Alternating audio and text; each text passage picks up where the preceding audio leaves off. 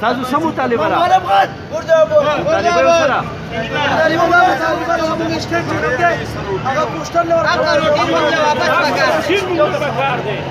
زمون چې کومه د زړې اړې کوم روټین کاسترونه پکار تاسو مطالبان نشي بیا بس کوي بیا به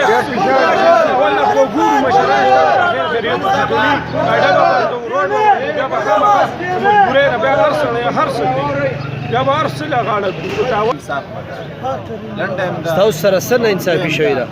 انصافي دا شوی دا چې په زړه اړه کې به څنګه اړې لرا دن نشوي اولنې به زموږ سټینو بکسو دویم به د پنډې بکسه وه دریم به د مردان فلم پوسټ په منځ کې د بلې پوسټ سټین ورپسې به د پنډۍ پوسټر و پېښور پوسټر به و د مردان پوسټر به و اوس راته بالکل امن سامنے ولاړ سوارلیم د هغه په طرف را دننه کېږي او امن سامنے راته ولاړ څنګه چې سوارلی را دننه شي تاسو مطالبه سره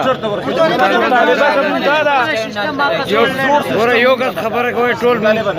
زموږ مطالبه دا ده چې دې شاته شي د پوسټر تاسو ولې متاثر کیږي او کنه اوس مخامخ هغوی ولاړ دي چې سوارلی راځي چې نه زموږ د ګاډي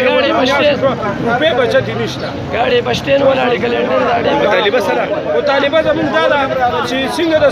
زړې اړې روټین مکته روټین کې دا ګاډي سرکاري کاغذونو کې زموږ هغه سټین دی په زموږ په سټین باندې پوسټر ولاړ نن تاسو نه ګاډي متداغه کوي دا زموږ په دې روډ باندې مخامخ ګاډي ولې کم از کم 80 ګاډي دلته راغلي دي ټوټل تقریبا 120 ګاډي زموږ هغه سټین نه چي ټنډه پېښور مردان زموږ دا مطالبه ده چې پوسټر خپل سټین ته وړي کوم چې قانون کړی دی ومک شانو څه چلو کوم په کوم طرف لاړ شو موږ انصاف غواړو موږ انصاف وکړو بس موالم خان څوک دی موالم خان دی د یار څه مشر دی موالم خان دی اډي مشر دی کو ته موالم خان نوم دی په مخه زموږ سره دوکې زموږ سره زیاته کوي پیسې چواري پیسې د کوشتر ول صدر نه پیسې یوخري بیا راشي نو موږ ته دا چل وکړو خبره ټیم ته ورسي په ټیم خبره وکړي بیا چې موږ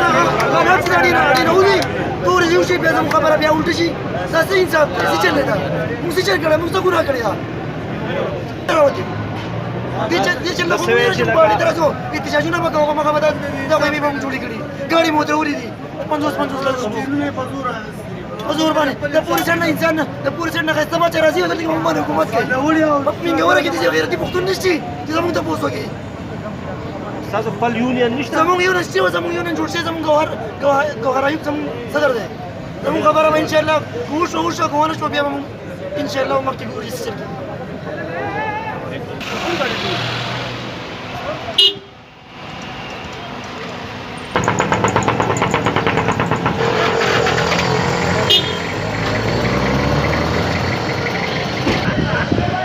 دلته به یو خبر کې هغه څه کول کېدل